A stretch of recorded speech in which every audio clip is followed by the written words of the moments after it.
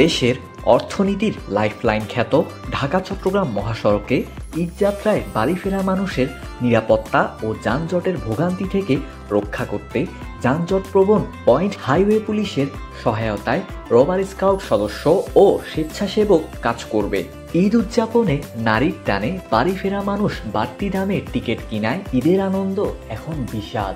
এছাড়াও মহিপালের মূল সড়কের চারদিকে স্টার লাইন পরিবহনের কয়েকটি টিকিট কাউন্টার থাকায় যানজটের মূল কারণ বলছেন পথচারী ও যাত্রী সাধারণ।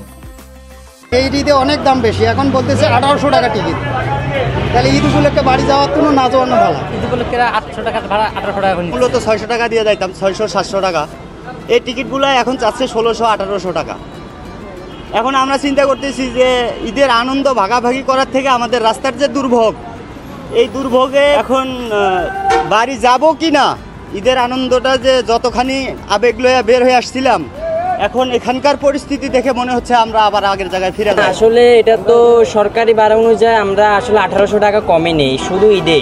আর এমনি রেগুলার আপনার প্রাইস থাকে আপনার টিকিটের 800-700, এর থেকে বাড়ানো। শুধু ঈদে আপনার যাবার যাত্রী আছে, তো আসার তো কোনো যাত্রী নাই, ওই কারণে আমাদের আপনার ওই যে তেলের টাকাও ঠিকমতো হয় না এরকম। ঢাকা চট্টগ্রাম মহাসড়কের ফেনী অংশের লালপোল ও বিসিক এলাকায় যানজটের মূল স্থান হিসেবে চিহ্নিত করা হয়েছে।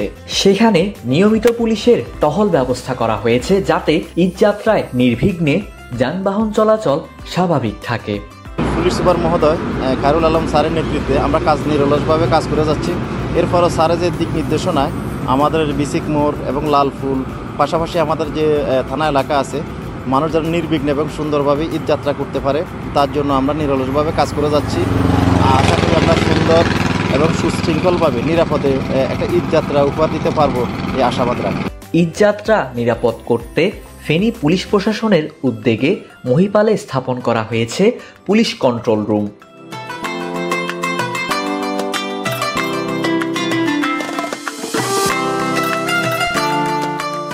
নিউজ ডেস্ক, জনতার কণ্ঠ।